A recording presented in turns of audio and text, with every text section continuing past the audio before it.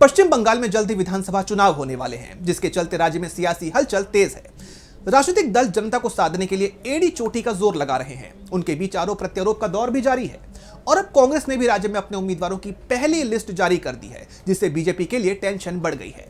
क्या है पूरी खबर, देखिए इस रिपोर्ट में। पश्चिम बंगाल की 294 सीटों पर विधानसभा चुनाव होने वाले हैं। ऐसे में राज्य का सियासी पारा चढ़ा हुआ है और इस बीच पश्चिम बंगाल विधानसभा चुनाव के लिए कांग्रेस ने ताल ठोक दी है। पार्टी ने सभी 294 सीटों पर अपने उम्मीदवार मैदान में उतार दिए हैं।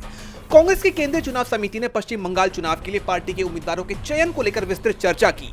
इस दौरान कांग्रेस के राष्ट्रीय अध्यक्ष मल्लिकार्जुन खड़गे, कांग्रेस सांसद राहुल गांधी, कांग्रेस के संगठन महासचिव के.सी. वेणुगोपाल और पश्चिम बंगाल के कई दिग्गज नेता शामिल हुए। पश्चिम बंगाल प्रदेश कांग्रेस के पूर्व अध्यक्ष अधीर रंजन चौधरी और सीईसी सदस्य अंबिका सोनी, मधुसूदन मिस्त्री, सलमान खुर्शीद, टी.एस. सिंहदेव, पी.एल. पुनिया और कुछ अन्य नेता भी बैठक में शामिल थे। वहीं इस बैठक के बाद पार्टी ने अपनी लिस्ट जारी कर दी। इस लिस्ट में कांग्रेस ने कई दिग्गजों को मैदान में उतारा है। बहरामपुर से अधीर रंजन चौधरी, भवानीपुर से प्रदीप प्रसाद, मालतीपुर से मौसम नूर, नंदीग्राम से एस.के. जरियातुल हुसैन, पानीहाटी से सुभाशीष भट्टाचार्य और विधाननगर से रणजीत मुखर्जी।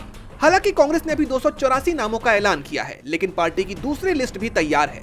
वहीं कांग्रेस के 294 सीटों पर चुनाव लड़ने से खास तौर से बीजेपी के लिए बड़ी चुनौती खड़ी हो गई है। दरअसल बीजेपी बंगाल फतह करने के लिए एड़ी चोटी तक का जोर लगाने में जुटी हुई है। इसके लिए बीजेपी की तरफ से तमाम मुद्दों को लेकर राज्य की सत्तारूढ़ पार्टी टीएमसी की घेराबंदी की जा रही है, जिससे टीएमसी और बीजेपी के बीच टकराव बढ़ता ही चला जा रहा है। और इन सब के बीच कांग्रेस ने भी बीजेपी के लिए मुश्किलें बढ़ाने का काम कर दिया है। पार्टी ने सभी सीटों पर अपने उम्मीदवार उतारकर ये चुनाव खास तौर पर बीजेपी के लिए चुनौती भरा बना दिया है।